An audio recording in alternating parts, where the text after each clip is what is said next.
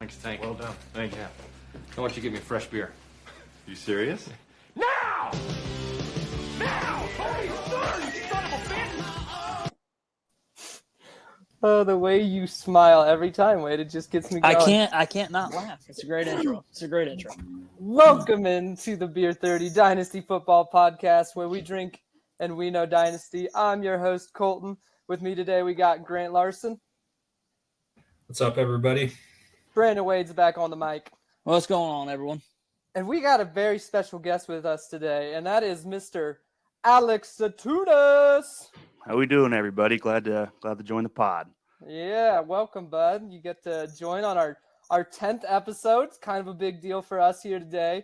So we're pretty excited. We made it to 10. I didn't know if we'd get past 5, but I've been having a blast, and I hope you guys, our regular too, have been having a blast as well. But today we're going to do a special Superflex, Superflex mock draft. We're going to break it down, and it's going to be a great time. You guys ready to get this party started? Let's do it. Anyone? Absolutely. Any news? Any news? Nothing? Nobody? Okay. All right. So Wade's going to be drafting our first live drafter at the 103. I'll be at the 105. Tuna will be at the 1-8 and Grant at the 111. This is a super flex. Unfortunately, with the settings on Sleeper, I couldn't make it tight end premium, so just super flex, regular tight end, and we're going to get this thing going. So here we roll, boys. That was quick. That's real quick. All right, at the 101, Justin Jefferson coming off the board. That's interesting. 102, Josh Allen. That would have been my preferred pick. These are robots just picking, so it is not going to be completely accurate. Wade, you're on the clock. Yeah, I think this makes this pretty easy for me. Super flex. I'm going to take old Patty Mahomes there. I don't even know if I really need to say anything about that one. I mean, number one QB compared to with Josh Allen there, 1A, 1B. At 103, you can't not take him there. Yeah, that's a pretty easy decision. Jalen Hurts comes off the board next, the 1-4. And let's see, I got the 105. And honestly, I think this might be a little bit little spicy for your guys' take, but I foresee this guy having a huge jump this year after only playing 3 or 4 games last year. Rookie sensation last year. Anthony Richardson coming off the board at the 105. Whew. This man is insane. Better hope that shoulder holds up. I better hold up. But, I mean, honestly, I think he can have and easily have a quarterback one finish, be the top 5 at least. I mean, with his rushing upside, his arm, he can get it done with it. He's just going to – the massive ceiling that he has there. It's just injury concerns are there, but – I'm willing to take the risk, especially, you can't get him cheaper than this in a startup. So taking the shot on Anthony Richardson. CJ Stroud coming out with 106. CeeDee Lamb, our second wide receiver, off the board at the 1-7. Tuna, you are on the clock. I am going to take Lamar Jackson. Dude stays on the field. He's electric. Really good QB1 to have. So that's where I'm going. Definitely a good pick. I mean, Lamar Jackson finished great as a quarterback year in, year out, got the rushing upside. And yeah, potentially a better overall offense around him than he's ever had this year. And the only thing that's ever held him back from finishing top 5 year in and year out is just injuries. And even during that time, his points per game is still massive when he is healthy. So I think some people are scared about him sometimes, but I think he's a plug and play QB1. Well, that and going into year 2 of Todd Monken's offense, he should see a possible uptick in his kind of, getting used to the offense, making better of it. All right, off the board after Lamar Jackson at the 1-8, we got Jamar Chase at the 109, Joe Burrow coming out at the 110. Grant, you were on the clock. So, yeah, this is an interesting spot in Superflex. We've kind of seen all the surefire top-end quarterbacks go off the board. But I think I'm going to get a little bit spicy here for me. I'm going to go with Caleb Williams. Ooh. And, for me, I think, we've never seen a number 1 pick come into this kind of situation. We see how high CJ Stroud is going after a, great rookie season. And, I think while you're maybe paying a little bit of a premium before he's actually done anything, I think, a year from now, he could be drafted in the top 5 easily, even if he just has a pretty good season by his standards. So yeah, I think I'm going to lock that in. Tuna, you're a Bears fan. What do you think about taking a quarterback that high in a Superflex startup that hasn't even played a single snap in the NFL? So the Bears homerism in me loves it. I've in every league that I'm in, Dynasty or whatever, I'm tried to buy into Caleb Williams stock. Is it dumb? I don't know. I'm a big Bears fan, so I'm always going to buy him or ride with my guy. But from the straight football standpoint, like the dude was electric at USC. I just think that he's as close to as a can't miss prospect as you can get at the QB position. Stroud was kind of an outlier for a rookie QB, but I think Williams can come close to that. Definitely can, especially with all those weapons around him. But off the board after Williams at the 111, we got Amon-Ra 112, Marvin Harrison at the 2-1. Man, another rookie that's just never seen the field, and it's coming off the 2-1. But I love it. I talked about it last week. I would totally buy him there. Grant, you're back on the clock at the 2-2. Okay, so coming around on this turn here, we just saw what I would consider the rest of the top tier of wide receivers go. So it kind of puts me in an interesting spot. I think a lot of people would be, very interested in the top end running backs that we see here. We got Bijan on the board, CMC, Breece Hall, everybody pretty much, because none have went. That's, as we know, that is not really my style. So I am going to go ahead and go with a personal favorite who we were just talking about last week of mine, and that is Kyler Murray. Oh, I love it, man. People are so down on Kyler. And I think a lot of times we see, him going more in the mid-second, maybe even back end, but, we got Jordan Love, Justin Herbert on the board. I think I definitely like his rushing upside more, and I think I like his overall situation definitely more than Justin Herbert, and I think his ceiling is top 5, if not higher. Go ahead, I'm a little upset you took him there. I was really, really hoping he'd slide to me on the back end of the second there. If you can, if he's there, if you're trying to do a startup in a Superflex and he's there at the back end of the second, and especially if you didn't take a quarterback at the beginning of the first, I think you've got to pull the trigger on that. And I fully understand justifying the 2-2 there as well. My big thing is, you're never going to get a quarterback cheaper than in a startup, and just having the upside of Kyler Murray, because he's a guy that can run for 800 yards and also throw for 4,000. So he's got massive upside. Both his arm and his legs can get it done.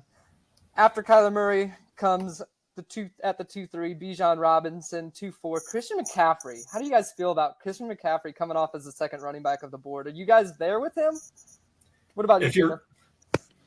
Yeah. I don't know if I necessarily agree with the old robot Team 9 strategy of going no QB in the first 2 rounds. But if they would have taken a QB in that first round, I think I would have been all in on getting McCaffrey there at that pick, especially with the QBs that are left on the board, like Jordan Love, Herbert. I think McCaffrey, as long like stays healthy, he's RB1 without a doubt. So I know Grant's a big no RB guy, but I'm somewhere in the middle of no RB. So I go McCaffrey. If you're drafting, we'll see how the rest of their draft goes, but if you're drafting for a win now type team, then yeah, I think that's a perfectly fine pick because, barring injury, he's going to return you a top 3 finish pretty easily. Like we've said in the past couple episodes, he's RB1 until he's just not anymore. Like you're not going to hop off until it's over. You can still probably get a solid 2-3 years out of him, and that's what you're looking at with running backs anyways, is just a 2-3 year window. But go ahead and make your pick here, Tuna, at the 2-5. All right. Well, I was a little upset that Grant took Kyler Murray with his because that was my pick to go with the double rushing upside of Lamar and Kyler. So I'm going to go with Jordan Love. I think it's smart to go with 2 QBs back to back if you can get them. Big Packers fan. Yeah, no, I love the Packers. On record, you heard it here. But no, I think what he did last year was real. As much as I don't want to believe it personally, but I think he'll be a top 10 QB year in and year out for the rest of his career. It hurts being a Bears fan. Well, I'm not a Bears fan, but it hurts just being a Bears fan and watching the Packers just do it over and over and over with quarterbacks. It's just insane. I like Jordan Love here at that 2.5. Coming after him, 2.6 with Breece Hall, then Garrett Wilson off the board. And this is a no-brainer for me in a Superflex league to watch this guy fall. For someone that was probably the 104, the 105 last year, they got rid of his weapons. They think they're going to just go to a running offense, new coach with Jim Harbaugh there. So Jim, one of the J's, Jay Harbaugh. There's too many. But I'm easily picking Justin Herbert here. Great quarterback. He's got a great future ahead of him. I just don't understand why people are so down on him. He is a fantastic quarterback. They got rid of old Keenan Allen. They got rid of old Mike Williams. They're going to rebuild. He's going to be back. This is dynasty. And to get a quarterback of his caliber way back at the back end of the second, taking him here every time. My main concern, and maybe some other people's, is along with the weapons leaving, I heard this morning. Justin Herbert actually, in his career so far, has the highest pass attempts per game ever at like 39.5. And I'd say it's a pretty safe bet he's not going to be hitting that this year. So I guess, the biggest concern is how much will that hurt him? But we know what the talent is. Yeah, well, and then the reason I went with Jay Love over Herbert, I think Herbert's the better quarterback, but it's just like if you're in the win now mode when you're drafting, Jay Love, I think, was going to return more on your investment right now than Herbert would, just because, like you said, Palmer, like all his weapons are gone. Like I don't even know who he's going to throw the ball to. Whoa, laddie boy, Ladd McConkey, my boy. Ladd McConkey is not going to be the savior you think he is. Josh Palmer, Quentin Johnston. Big names in that receiver room. Some great receiving core names. Anyway, I see Puka Nacua went next, so let's go there. 2.9 Puka Nacua. Wade, you're on the clock at the 2.10. All right. And I am going to go little A.J. Brown here.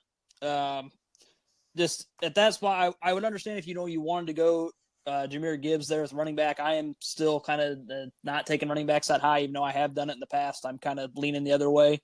A.J. Brown's just a dog. Tyreek Hill was there also. I get that, but A.J. Brown's still only 27. He is wide receiver 1. I mean, they're just going to feed him continuously. Hurts is still there, so I'm all on that pick. Yeah, I think we touched on it last week. It's just how crazy it is that Puka Nacua and Garrett Wilson are both going ahead of A.J. Brown when he's just a monster out there. So good pick there, getting your wide receiver 1. Someone that's a true wide receiver 1 on their team and just a monster there. So I like that pick a lot there at the back half at the second. Yeah, no, I would have loved to go quarterback there, but with what was left, I didn't feel like making a reach there. Yeah, I don't blame you. 2.11, Jahmyr Gibbs. 2.12, Malik Neighbors. 3.1, Tyreek Hill. 3.2, and it just disgusts me. Oh, my God. Sam Laporta coming off the board at 3.2. I've said it, guys. I've already said it. He get as much as you can for Sam Laporta because it's just insane. Chapter 2 of Colton being disgusted. I think the gap between him and what we'll see these other tight ends go will definitely kind of prove that a little bit. I mean, especially if you think those guys can finish at least close to him. All right, Wade, you're back on the clock. 3-3. Alrighty, and I'm going to take my QB2 here. I'm going to go Trevor Lawrence.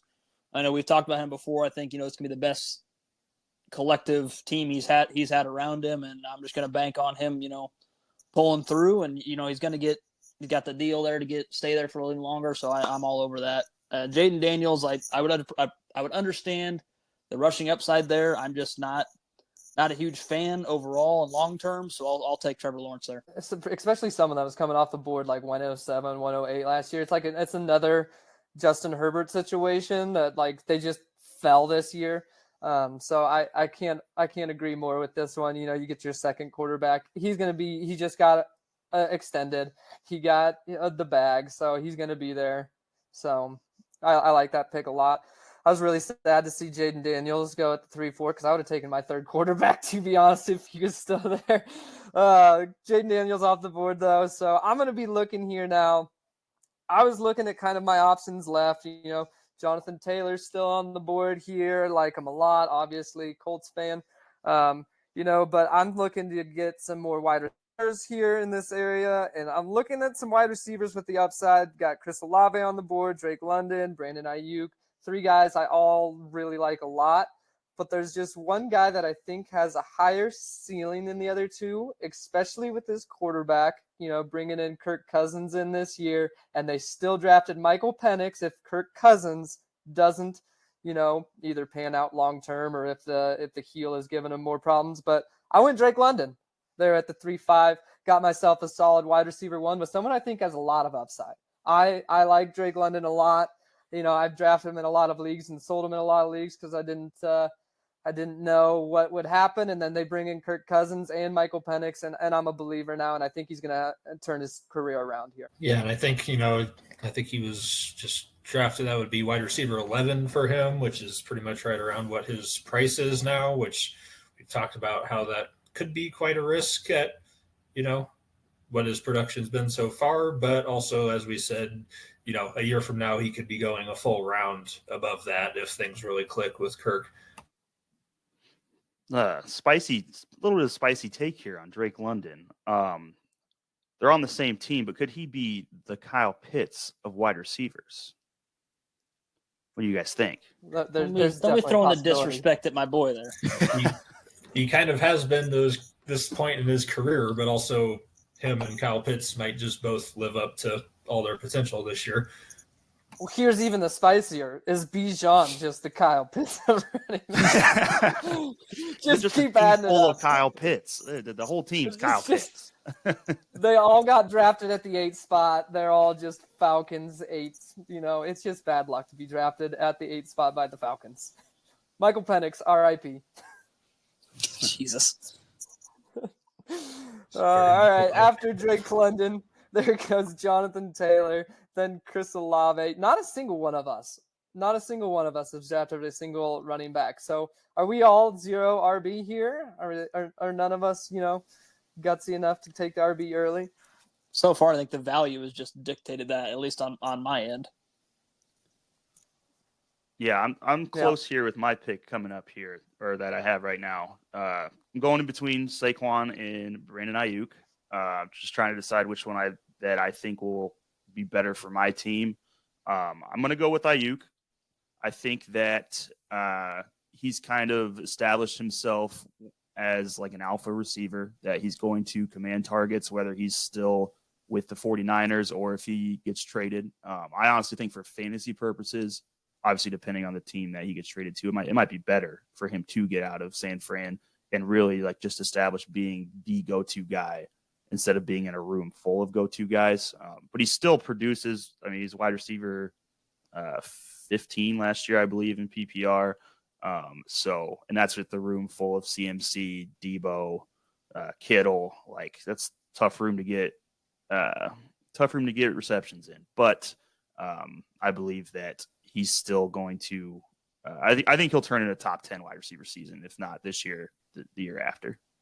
I guess, well, maybe a little spicy take for me here. I think I would have taken Ayuk over Olave and London, especially Olave for me. But I think I would have taken him over London at the at Colton at your last spot there. Why is it spicy? Guys got to just shit on Drake London. All right. After Ayuk at the 3-8 goes Saquon at the 3-9 and Jalen Waddle at the 3-10. Grant, you're on the clock at our 3-11 here. So Jalen Waddle going there is tough for me. I feel like it opens up. We're kind of in a weird tier of receivers here. You got some guys that are clearly talented, but do you really feel that good taking them this high? Do you really see top 10 finish for them necessarily, or, top 12 wide receiver 1 finish? And I like these guys, but it's hard for me, at least at this spot. So what I'm going to do is something I don't think any of you guys would expect that I would do. I'm going to take Travis Etienne. Whoa! You just I think you have to at that spot. He's a The clear receivers that are on the board. I young don't see any workhorse left, running back 3 last year. Is there anything besides injury that makes us think he isn't going to be in the similar situation with similar touches to be that high this year? I mean, we saw Tank Bigsby wasn't going to threaten that. They hate Tank Bigsby. Like they keep saying they want to take like the ball away from ETN to give him a break so he doesn't get hurt.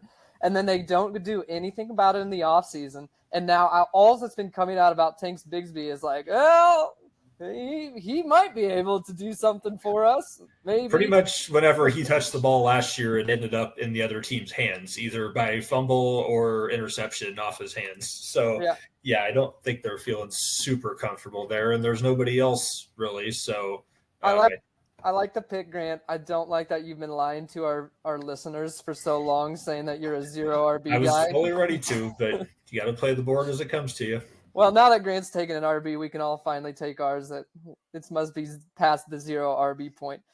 After ETN, though, at the 311, we got Brock Purdy at the 312, Dak Prescott at the 4-1, and Grant, you're back on the clock at the 4-2. So, I mean, if I took another running back here, I'd just be like completely disqualified from saying anything anymore, right? But barred for life. Everybody can rest easy because that's not what I'm going to do. I'm looking, still haven't had our second tight end go yet. We're drafting for just standard tight end scoring here, but I'm still, we got McBride, Kincaid here. I like those guys, but I'm usually not a tight end early kind of guy, especially in non-premium. You're feeling crazy though, since you took a running back so early. That's a good point, but I'm looking at this, I usually like my wide receivers high. I haven't taken one yet. I'm looking at this tier. Got a Dunze, Pittman, Devonta Smith, Nico Collins, DJ Moore, which I think are all very similar. But I'm going to go with the guy that's youngest, that is, in the younger part tier, has a chance to be a real alpha attached to a young quarterback, and that is Nico Collins. And, it's close with these other guys, but, we saw some absolutely massive games from him last year. I'm not too worried about Stephon Diggs eating into his targets that much. I think, especially with his after the catch ability, he can really just bust open some massive performances. And yeah, he's tied the Stroud for at least 4 more years. Tuna, I know you're a big Nico guy. I tried to trade for him last year with you, and you just would not give him up for anything. What do you feel about getting him at the 4-2 in a startup now? You got to feel pretty good. Yeah, no, I think that's a great pickup. Full disclosure, I've sold some Nico Collins stonks here recently, so you must have just tried to get in on at the wrong time. I think Grant and I actually in one of our dynasties just made a deal for him. But no, I think he's a great wide receiver. He's a Michigan man, big Michigan football fan. So was always a fan even before he was good. So, but no, I think that Diggs might eat into a couple targets, but I still think he's going to get his just because Stroud is that good at quarterback. So he'll be able to spread the ball out and get it to his guys. And I think that him and Diggs can still both have successful fantasy seasons. Well, Diggs is really truly on like a 1-year deal too, because they restructured his contract. So if he's not panning out for them like they want him to, he's gone next year. And we play Dynasty. And Nico got a 3-year extension onto his contract, so he's tied there for a while. They paid him to be like a 1, so I think that's a great pick there at the 4. Not gonna lie, Grant, when you said paired with a young quarterback, I really thought you were gonna buy in on the old Roma Dunze there early in the 4th. I thought about that myself when I said that. I'm not a very big stacks guy, so not something I was chasing there. And honestly, yeah, that price is kind of wild on. Yeah, it seems high for me. After Nico at the 4-2, we got Devon A-Chain 4-3, Kyron Williams 4-4, and then Tuna, you are on the clock at the 4-5. So, that we couldn't get through this whole draft without me taking a Bears player. I was going to have to do it eventually. Here it is. Now, the thing is with this pick, okay, so Rome is supposed to be taken higher, right? They and DJ Moore. So those are the 2 I'm looking at, okay? If I'm in the win now mode, which I've been drafting for, I'm going to go DJ Moore all day because he's going to help me win this year and still get the targets next year. when Rome's targets are going to go up as well. At least I'm telling myself this in my head. I'm under the impression that Keenan Allen coming is going to take pressure and take the defense's attention off of DJ Moore a little bit more this year. So that could, like last year, he was about the only person that Justin Fields could throw the ball to. Now that Caleb is here and he's going to be a better thrower of the football, and there's more weapons around that the defense has to pay attention to, I think DJ Moore is in for a pretty big fantasy season this year. So I am going to go with DJ Moore. I'm glad you didn't fall for the rookie fever, honestly. I really wanted to, and the more I thought about it, I was like, I'm trying to win now. I don't win now. We've said it on this pod before that Odunze could have a possible JSN year where he just kind of takes a backseat to the two experienced guys. I think DJ Moore still is going to have plenty of time in his career, so I like that pick a lot at the 4-5. DJ Moore. It's wild to me that he is below Odunze in these ADP rankings. I don't understand it. It's crazy. Oh, all right. At the 4-6, Team 7 finally takes their first quarterback in Jared Goff. Team 6 takes at the 4-7 Trey McBride, the second tight end. I mean, that is just, it's not a full round, but it's still a lot of players in between Sam Laporta and Trey McBride, man. It's just crazy to me in a startup. I'm on the clock here at the 4-8, and I'm looking here. I'd like to build up my wide receiver core. It's kind of just what I do. So I'm looking at 3 wide receivers here. You still got Rome Odunze sitting on the board. Michael Pittman, who I absolutely love and could get that stack with Anthony Richardson. And then there's Devonta Smith, who I also love, and I'm trying to get as many stocks of as I can because there's, if he was given a bigger body, he would just be the complete receiver, man. He would just be amazing. But it is all too good because I am, unlike Grant, a big stack guy. So stacking Michael Pittman, who had a great year last year, and the 3 games we saw with Anthony Richardson, he was hyper targeted by him. I think they're going to have a great connection this year, and getting that stack, I think, is just awesome. So Michael Pittman there at the 4-8, and then Devonta Smith goes right after him at that 4-9. Wade, you are on the clock at the 4-10. Wade, you're muted. My bad. Sorry about that. Little torn here. I already got my 2 QBs, so Tua is still on the board, but I don't want to, reach there for him yet for a third QB. I'm not about in non-tight end premiums taking him this early, and running backs there, I'm still not loving it yet. I think I'm going to do it. I'm going to bite the bullet. I'm going to go Rome Odunze at 410, even if I have to sit on it for a year. It's not like my team's older than dirt so far, so I'm going to do it. How do you feel that your wide receiver 2, though, is a rookie sitting behind 2 veterans? I don't necessarily love it, but hopefully, in the future, the payout is just worth the wait of possibly a year. And, if like we've said, if Keenan Allen misses any time, which history tells us he will, Odunze is going to be able to jump in there and at least hopefully put up some weeks of something. Yeah. After Odunze at the 4-11, we got Kenneth Walker, 4-12, Dalton Kincaid at the top of the 5th round, Isaiah Pacheco, who's been gaining a lot of ground. I kind of see him being a big riser here. But coming off at the 5-11 or 5-1 is Isaiah Pacheco, 5-2 Tua, and Wade, you're back on that clock at the 5-3. And it's pretty clear from here. I think I'm going to take my first running back. I'm going to go Josh Jacobs here. Obviously vet there, but I think at 5-3, potentially, being a top 10 running back this year, Green Bay should feed him, even if they split it a little bit with the rookie they took there. But I'm pretty good on that value. I like that pick. I cannot believe you passed on Kyle Pitts. I did. Shock. I'm in shock. He's been hurt too many times.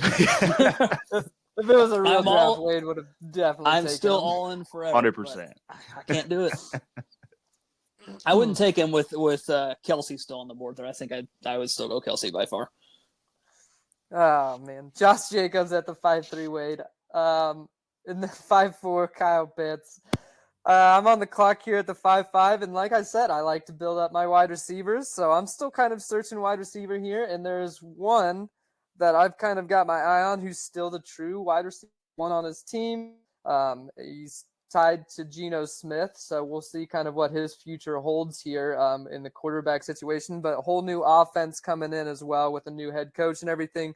But DK Metcalf falling into the 5th round, I mean, I think that's where he's going. But the fact that he's just fallen this far behind some of these guys, I've got to take someone that's a wide receiver 1, and I think it's a stud, and he's just consistent. So DK Metcalf at the 5.5. After DK, we got Rachaad White at the 5.6, Mark Andrews 5.7. Tuna, you're on the clock at the 5.8.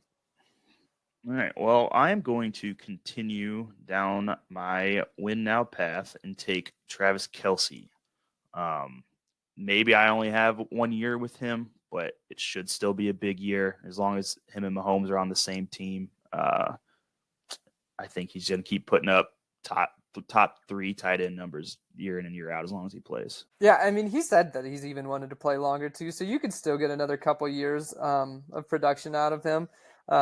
I like taking Travis Kelce still because it's hard to trade him away. I've seen a lot of people have difficulties trying to get rid of him, but I mean, if you're going win now and you're trying to get it, absolutely probably the guy you want, especially because he's going to come on strong like he did last year towards the end of the season, right when you need him for your playoffs and championships. So if they continue to do that and bring him on stronger at the back half of the season, that's an awesome pick to have and a nice little tool to have in your belt for those playoffs.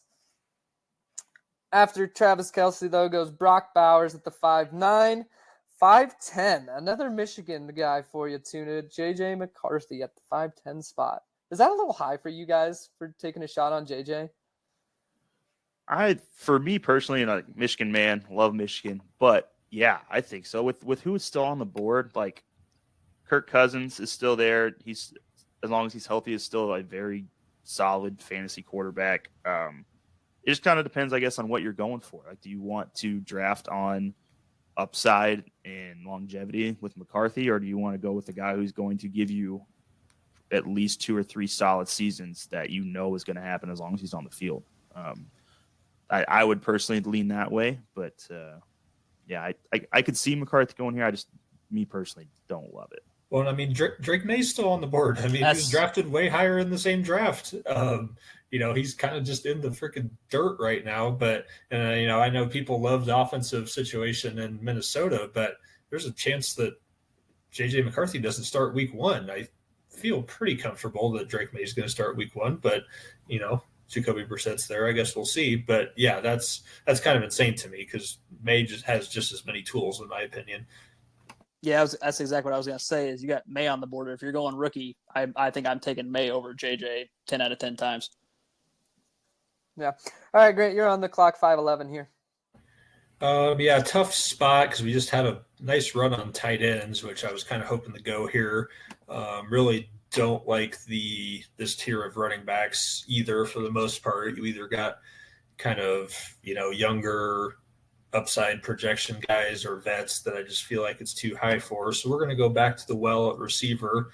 I wouldn't hate Tank Dell in this spot, but obviously I'm not going to double dip on the Texans with Nico Collins. So we're going to go with T. Higgins. This is probably a couple rounds cheaper than he was going last year. And same with Brandon Ayuk. You have the trade upside of him being a wide receiver 1, but even if he's not, he's had some very productive years in the Bengals offense, and we're hoping that Joe Burrow is going to be healthy this year, which when he was healthy were some of, T. Higgins 25, close to 30-point games last year.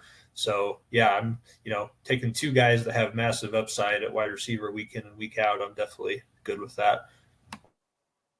T. Higgins is just going to go, I think, up in value from here because he's not going to be on the Bengals. There's no possible way. He's going to go to a team, and he's going to get the bag, and he's going to be the wide receiver 1 there. So I think he just goes up in value. So nice little guy to have that could definitely get you, points week in and week out. And if you need to trade him away at some point, too, for some capital, you can easily do that because his value will just go up from here.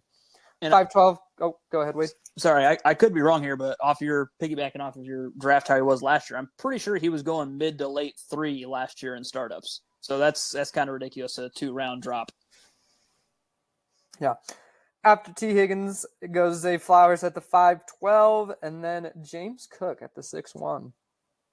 Grant, you're back on the clock with our 6.2. So yeah, we're kind of still looking at a pretty similar tier here. Wide receiver wise, obviously I still like Tank Dell at this spot, but not going to go back to that. We kind of got starting to get into either more young, unproven guys or guys that we want to take the next leap, or kind of vets at wide receiver. There's one on the board I still love, but I So think he's I'm massive outside. so I might this. I'm kind of between two guys. For me, I think it's either George Pickens or going the vet route with Debo Samuel. We talked last week about how I kind of like him, and I think I'm gonna roll the dice here and go with Pickens. Yeah, baby, on, that was the one bet I on that was big talking upside. And target competition's wide open for him. Russell Wilson likes to throw it deep. He flashed some of that alpha potential. So, we're going to bet on him being worth maybe twice as much next year. I think he could, man. I mean, the wide receiver 2 behind him is Roman Wilson, another Michigan boy for you, Tuna. But Roman Wilson, he's a good wide receiver, but he's a rookie and inexperienced. I think George Pickens has the chance to take a big step up. And at the end of the season last year, we saw him take a leap. He was no longer just the guy that they're like, hey, we're going to toss it up, play 50-50 ball with it. He was actually, they were getting him some routes where he's just getting open in the midfield, the intermediate. So I like George Pickens a lot this year, and I think he's a very valuable asset that could, win you championships. I mean, he could be a guy that can absolutely blow up and be worth a lot more here. Yeah, and Russell Wilson being his quarterback, like even in a down year last year, still threw 26 touchdowns. So like it wasn't like he was the worst quarterback for a fantasy receiver. But even if Justin Fields finds a way to beat him out or they cut Russ because he's not that good, like we saw how Justin Fields like hyper fixates on targets, how he just fed DJ Moore. So either way, I think that he's in a solid spot to be a very good fantasy wide receiver this year. Yeah, after George Pickens goes Jordan Addison at the 6'3", Tank Dell at the 6'4", and Tuna, you're on the clock at the 6'5". All right. Still, like Grant was saying, I'm not a huge fan of any of these running backs at this spot at this point in the draft. There are a few veteran wide receivers that I like at this spot, that I like more than the young guys that are there. Like Devontae Adams is a little older, but I still think he's got a good 2 years left of fantasy football relevance. Stephon Diggs, who we've already kind of talked about, is going to an elite quarterback, and CJ Stroud has competition with Nico Collins, but I still think will put points up. So it's between those two for me, and I think that I am going to go with Devontae Adams here. I still think, regardless of who his quarterback is, he's just going to get fed the ball. I think he's got Minshew now, correct? Daddy Minch is there. Daddy Minshew is there to just toss him the rock. Yeah. I think that he will put up big numbers still. The Aiden O'Connell disrespect there. No one respects Aiden O'Connell. Aiden O'Connell, it did come out that he is so far has the leg up on Gardner Minshew, but we'll still see how that youth, baby, youth. We'll see how it unfolds throughout training camp. I do like that pick, though, especially for a win now team. 6'5" Devontae Adams, 6'6" Xavier Worthy, 6'7" goes Debo. I'm on the clock here at 6'8", and I'm actually super glad this guy fell to me. I think he has tremendous upside. He goes to a crap team with presumed everybody thinks is a terrible quarterback, but there's still some hope for Bryce Young. I'm going to go ahead and take the rookie quarterback, Jonathan Brooks. I think he just has a lot of upside to him. We could be talking this time next year about Jonathan Brooks being in the top 10 running backs. He's got some receiving upside.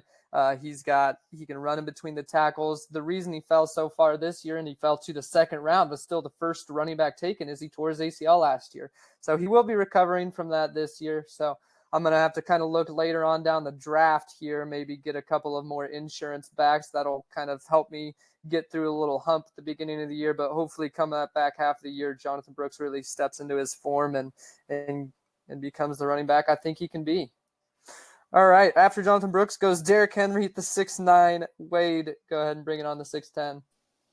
Alrighty, I'm a little torn here. I got DeAndre Swift on the clock, as everybody can see. I got my Walter Payton jersey on, so Bears running back's kind of hard to pass up on there. But Did you just compare Swift to Walter no, Payton? just a running back and running back, sir. Calm down. Oh, okay. I am a little concerned, that DeAndre Swift might end up being the Miles Sanders for this offseason. I hope not. I think he's better than Sanders is. But I think I'm gonna go receiver here, and maybe I surprise some people passing up some guys here. But I'm gonna go Stephon Diggs.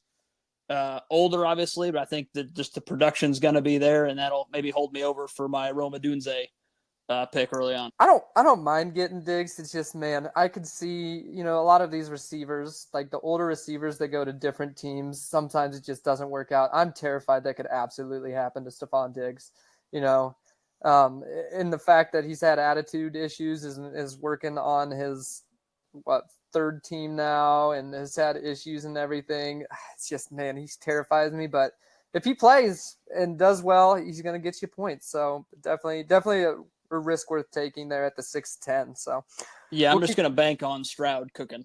Yeah. 6'11" goes DeAndre Swift, Mr. Walter Payton. 6'12". Drake May finally off the board, and for Team 1 getting their first quarterback in a Superflex league at the 6'12". I like the value of Drake May at 6'12". I was kind of hoping he fell to me to get my third quarterback, but unfortunately did not. 7-1, Jackson Smith and Njigba JSN coming off the board 7-1. Rashi Rice 7-2. Wade, you're back on the clock at the 7-3. Alrighty, I think maybe some people might consider it a reach coming off the injury, but I'm going to go tight end here, TJ Hawkinson. I think even if I have to wait, just him in that offense, I think he's showing what he can do as long as that knee, can hold up and heal right. It's going to be worth this pick. Like you were bringing up the Laporta at 3-2, me getting him at 7-3, over 4 rounds later is pretty good value in my opinion. Yeah, I considered him there in the early 6th. Nobody can do when he's healthy, and it's just one of those things. Sometimes you get offered a free discount on a proven player, and this is not a vet we're talking about here either. He's still got plenty of years left, so yeah, I think you have no choice but to go ahead and take that. I'm pissed. I am very angry.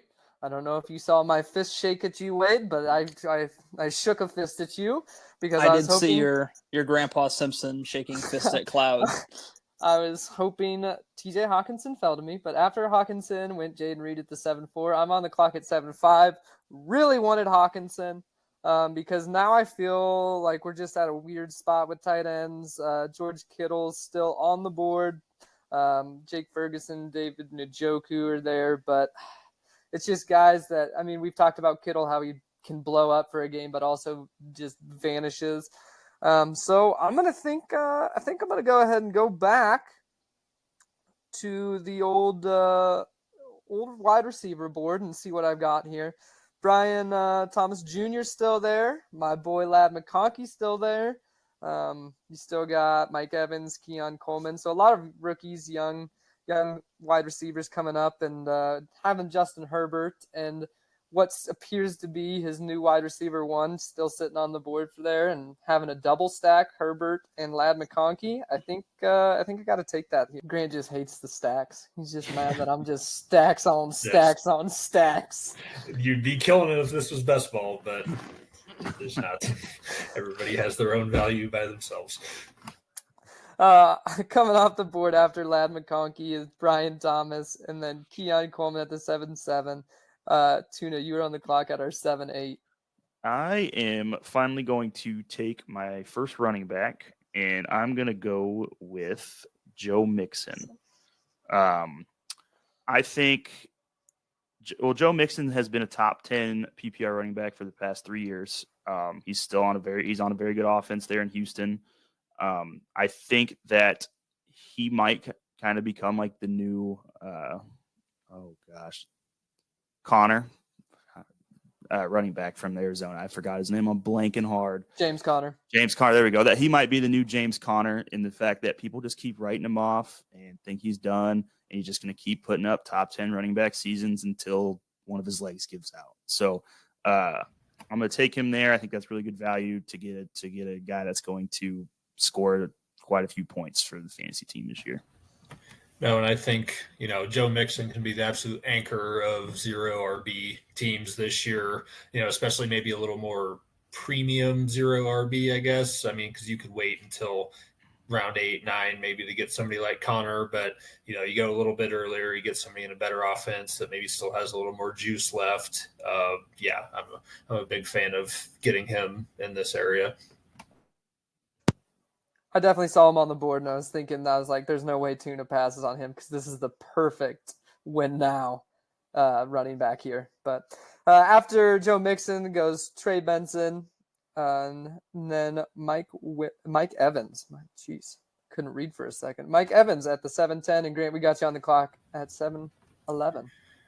Really was hoping for Mike Evans there. I was wanting a vet wide receiver to kind of give a little bit more stability to this younger group that I have, which I think gives me the opportunity to talk about somebody that we discussed last week who we're hoping can come back. Always been a big fan of, and that would be Cooper Kupp, former wide receiver 1 himself. I think at this point, seeing him this late is kind of crazy, especially after all these guys he just went after in this run here of young wide receivers. So yeah, I think even if he, just gives you a high end wide receiver 2 finish this year, that's great at this point. Grant, the theme of your team is just like people that can just absolutely destroy their ADP value right now. Like that is like the absolute theme of your team right now. And I love it. I do like it. I like it a lot. Coming after Cooper Kupp, David Njoku at the 7:12, Ramondre at the 8:1, which, man, I still feel bad for all the bad things I said about Ramondre, him getting the bag. I didn't mean it, man. I'm going to try to get you on some teams now because I think he's going to be the go-to guy there. So getting him at the 8:1, that's incredible. I think he's going to be the workhorse there at New England, and I'm sorry. I said those things to you. Grant, you're back on the clock at 8:2. Yeah, I was kind of hoping for Ramondre there. I still think there's some really solid running back options on the board. We're kind of in some vet wide receiver options, but I've just went 4 in a row there, so not really feeling that. Just looking at how the board's going to turn around until my next pick, I think it's time to grab a tight end. I think that tight end is going to be somebody who had the most receptions out of tight ends last year and the third most all time, I think, in a season, and that would be Evan Ingram.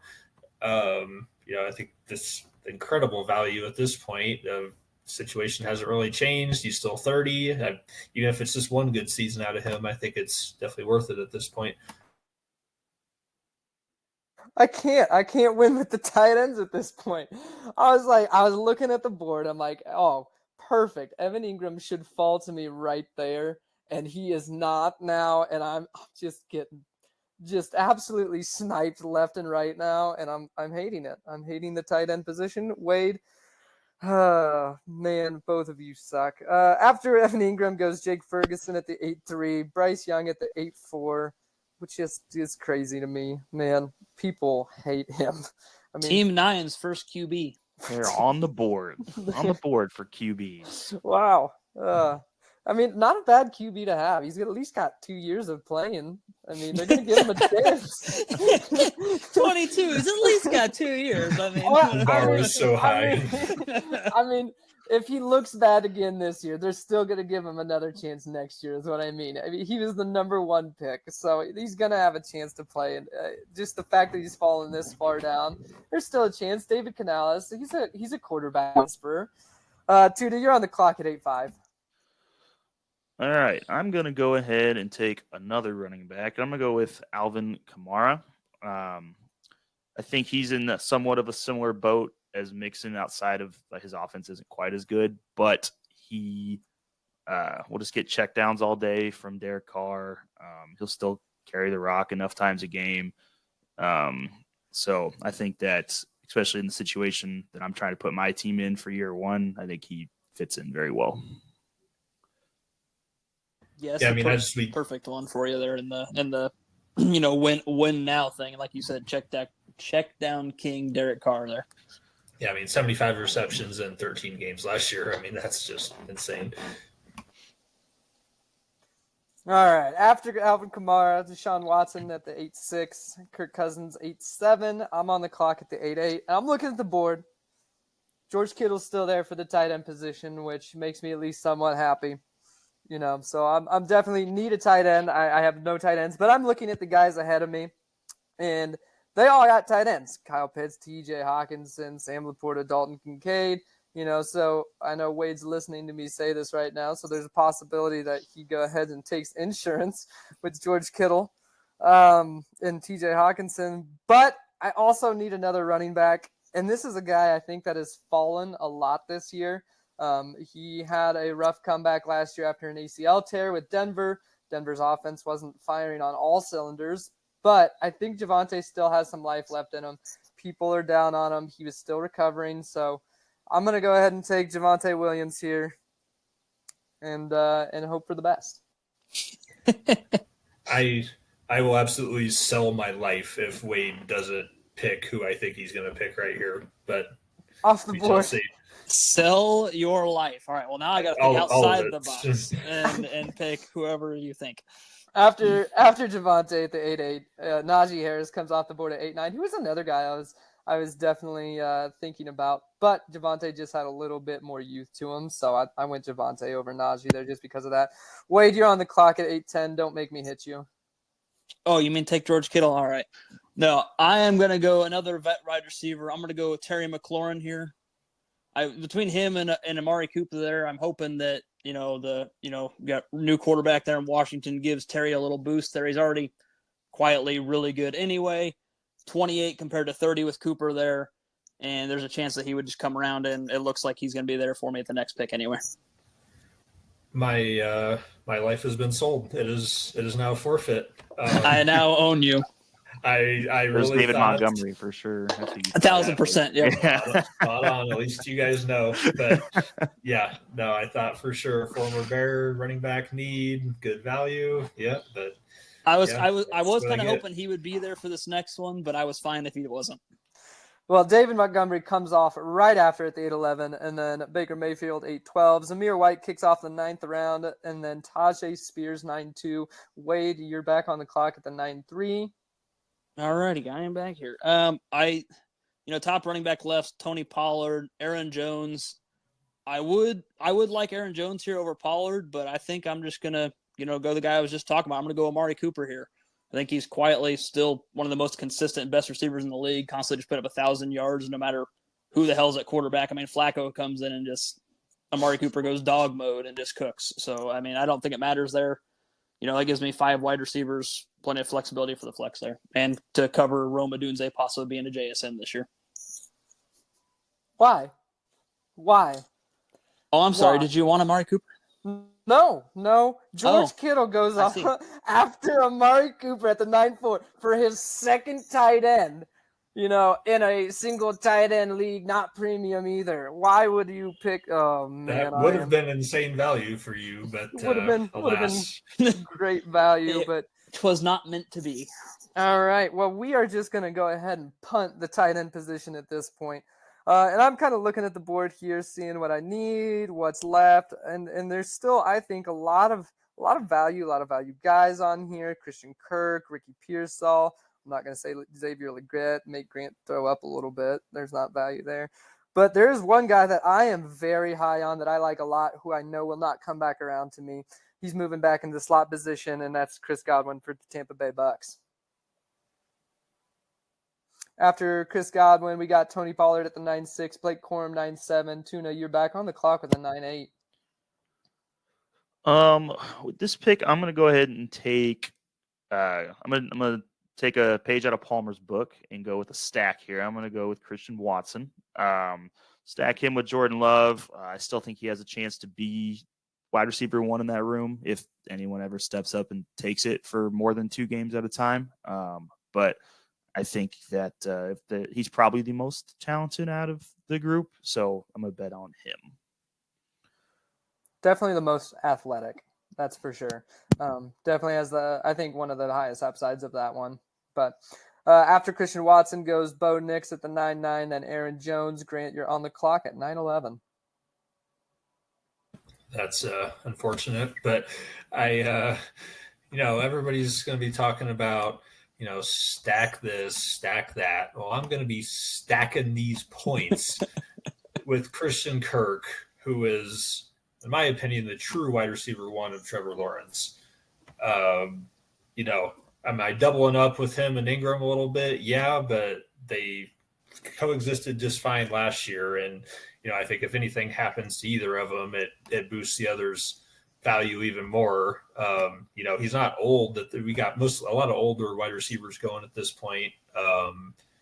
He's still, I think, 27, getting paid. There's plenty of room there. So, yeah, I think I'm going to ride with that. And, you got Deontay Johnson going off the board right after, who I'm also a huge fan of. I think the only difference for me is just the offensive environment. You might see a little more upside with Kirk. Maybe Johnson will be a little more consistent week to week, just PPR wise. But I like getting Christian Kirk there because I almost took him there at the 9-5 over Godwin. I like Christian Kirk a lot. So you're back on the clock though at 10-2. And we'll finish up round 10, and then we'll kind of go rapid fire after that to round 15. So, yeah, at this point, I got a lot of wide receivers. It probably should be running back time at some point. I mean, there's some really appealing options here. But there's this one guy that I can't quit, and somehow he got a better situation, and his ADP has went significantly down from what it was last year. And that's Hollywood Brown. I think this is the dream spot for him, and somehow people are still sleeping on it because you got to have a first-round rookie that's going 4 rounds earlier. I think Xavier Worthy went in the 6th round. So, but one of these guys is a vet and has consistently done it before, and in my opinion is the most talented receiver the Chiefs have had since Tyreek Hill. So I think I just cannot pass up on what could be massive upside there. I do like Hollywood there, but at the 10-3, Ricky Pearsall, 10-4, Jalen Warren, and then Tuna back on the clock at that 10-5. So from being an avid listener of the podcast before I got to come on here, I know that everyone in this room, except for me, does not like this guy, but I believe that he is Debo Jr., and I'm going to buy all the stonks on Xavier Legate. I could listen to him interview all the time, 1, but 2, I think that he could be that do-it-all receiver, just like kind of Debo is, and I think he has a shot to be okay there. So that's where I'm going to go. I do appreciate you helping Colton in his journey to get him on the podcast. That you are doing the Lord's work there. Dude, if we could get him and Keon Coleman just to talk for like 15-20 minutes, it'd be the most entertaining 15-20 minutes we've ever had on this podcast. I do like it, though. That's some value there. I mean, they took him in the 1st round. They obviously see some potential in him. So getting, 1st round rookie wide receiver with some youth and some possible upside in the 10th round, I like it. After him goes at the 10-6, Brian Robinson, 10-7, Adonai Mitchell, and I'm on the clock at the 10-8. And honestly, I'm looking at the value here, and I've seen a couple guys, fall, and it's just I think they have a massive upside, and there's a possibility that here in a couple years we're talking about him in the top 10 quarterbacks. And the only reason he's not there is because he's got Kirk Cousins sitting in front of him, and that's Michael Penix Jr. And I'm going to take him here as my 3rd quarterback to just sit and stash in the 10th round, having a potential great quarterback that late. I'm going to take that chance on it all day. So after him goes Keenan Allen at the 10-9, and Wade, you're on the clock at the 10-10. If Wade doesn't make the pick, I think he's going to here. It's You over. already sold your It's soul. over. I don't. I got nothing left to sell, but I'll sell everything else. All right, are you ready for this then? I'm going to take my second running back. I'm going to go James Conner. He's alive. He's back. Let's go. I may be poor after I sold my life, but I still have whatever's left. Like we have talked there, the value, and like we've pretty much all said, like everybody just keeps counting him out, but that dude just keeps coming. He's not going anywhere until his knees are no longer left. I'm not gonna lie, I thought you were gonna say Nick Chubb, who I would have also been fine taking there if Connor wasn't there, even though Chubb's coming off the knee injury there. Hopefully he's all right, but coming into round 11 or 10 or 11 there, I think that's easily worth the throw there. It could potentially be a top 10 running back. Yeah, I mean, seeing people that are going a whole round before him that don't project for near as much volume, in my opinion, is just kind of insane to me. Yeah. All right, guys, we're going to go ahead and hit a little rapid fire here now just to finish out this draft, and then we'll just talk about our teams real quick. But hit the rapid fire starting here at the 11th round, and that's Dallas Goedert, Cole Kmet. Wade, make your pick. And just like I just talked about, I'm going Nick Chubb, get that third running back. After Nick Chubb goes Jamison Williams. I really need a tight end, so I might be reaching a little bit, but Pat Freiermuth, who had a great earlier on season, but I think he can make him a comeback, especially with Russell Wilson. In this offense, I think he'll be fine. Zach Charbonnet at 11-6, Dalton Schultz 11-7, Tuna, sorry, you're on the clock 11-8. I'm going back-to-back tough picks here. I'm going Justin Fields here. I think when he plays, he could be an easy top 10 fantasy QB. So if he finds a way to take the spot over, I just hit gold in the 12th or 11th round. So if he can see the field, top 10 QB. Marshawn, I'm not sure, but Marshawn Lloyd 11-9, and then I am the Senate. Ben Sinnott, the Senator, at 11-10. Grant 11-11. Tuna's favorite soundbite. I was wondering if I'd get through an episode without hearing that. No, you will never. Yeah, so it's time for me to go. I've already went with the running back, but 0 RB sicko time. So I'm gonna start off. We're just gonna go with Austin Eckler. I mean, don't know how much juice he has left, but 11th round when he was going like second round a year ago. Oh, that's something we'll take the shot on. Austin How Eckler, the mighty then, have fallen. Then Troy Franklin, Devin Singletary. Grant, you're back on 12-2. Yeah, so we're going to turn back around and go with another vet running back who may not have much time left, but it could be a good time while he's here, and that is touchdown leader Raheem Mostert. Mostert, then Hopkins at the 12-3, Josh Downs 12-4, Tuna back on at 12-5.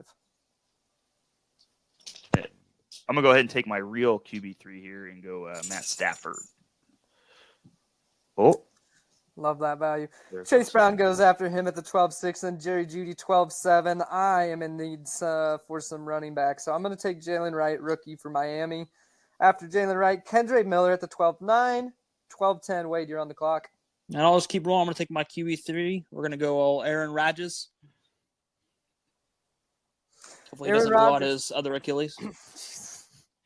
12-11, Jahan Dotson, Romeo Dobbs finishing off 12-12, and then starting off the 13th round, Gus Edwards, then Quentin Johnston, then Wade back to you. And I really couldn't have hoped this would fall any better, but I'm going to go Jerome Ford here to cover the old Nick Chubb injury spread.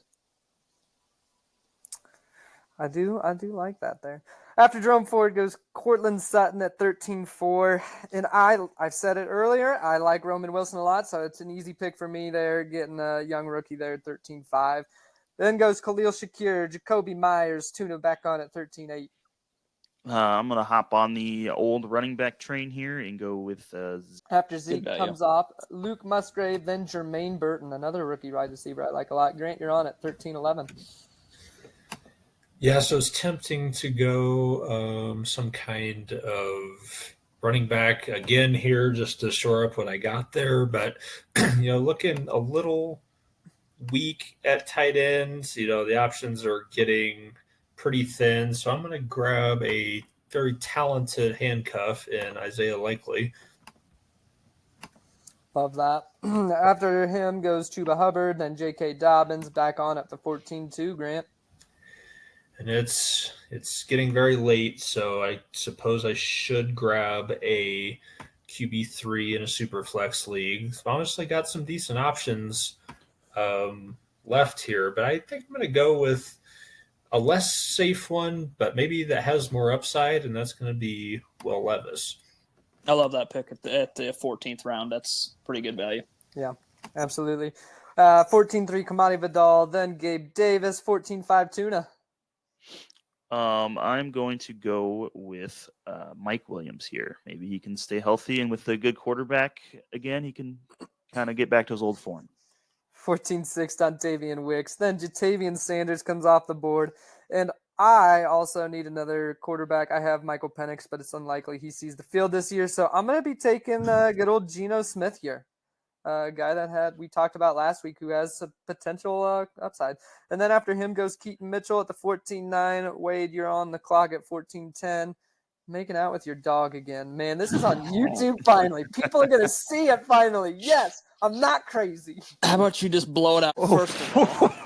And secondly, it might be a little bit of a reach here with the guys from. I'm going to go Curtis Samuel here, landed in Buffalo. Not a lot of options there for receivers, so I like that value. We're going to get kicked off of YouTube on day one. After Curtis Samuel goes Malachi Corley, Javon Baker, Tyler Algier, then Tyler Lockett in the 15th round. Wade, make your last pick of this rookie mock draft, or the rookie. God, I keep saying rookie of this mock draft. I gotcha. I'm gonna go Demario Douglas here. As I've said before, I am not a big fan of the small wide receivers, but I think the value in the 15th round there is pretty good. Yeah, after him goes Bucky Irving. I'm on the clock at the 15-5.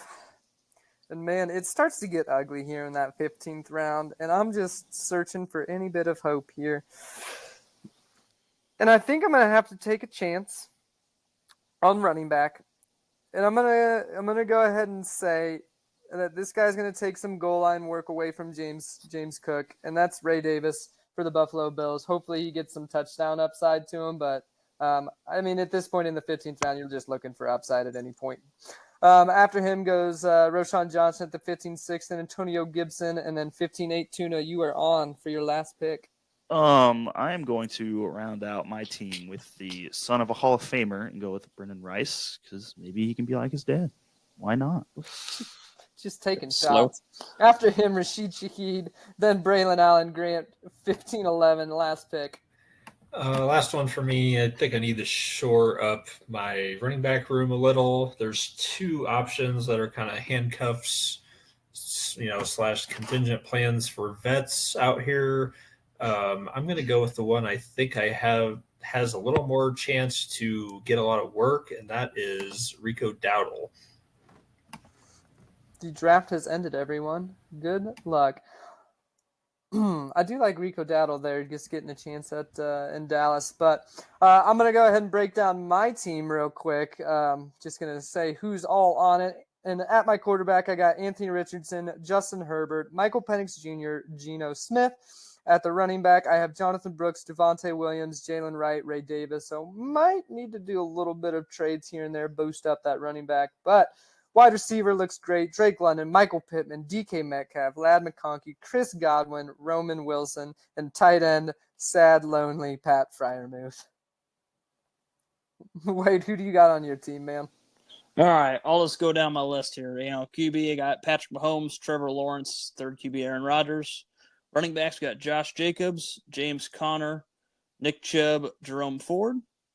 Tight end, I only got one in this 15 rounds to keep TJ Hawkinson.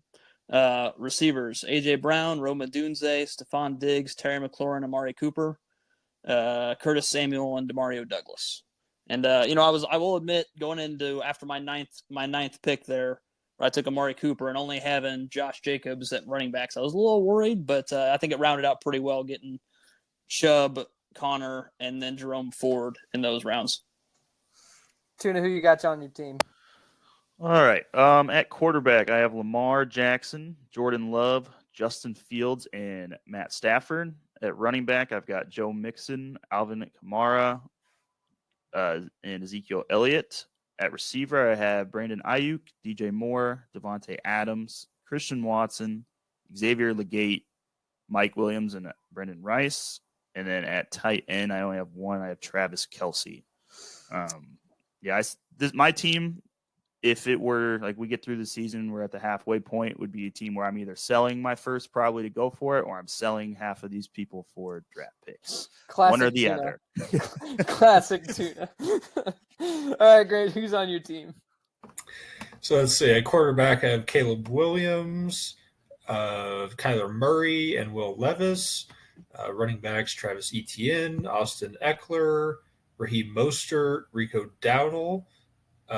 Wide receivers, Nico Collins, T. Higgins, George Pickens, Cooper Kupp, Christian Kirk, Hollywood Brown, and tight ends, Evan Ingram and Isaiah Likely. And, for me, definitely looking to compete right now.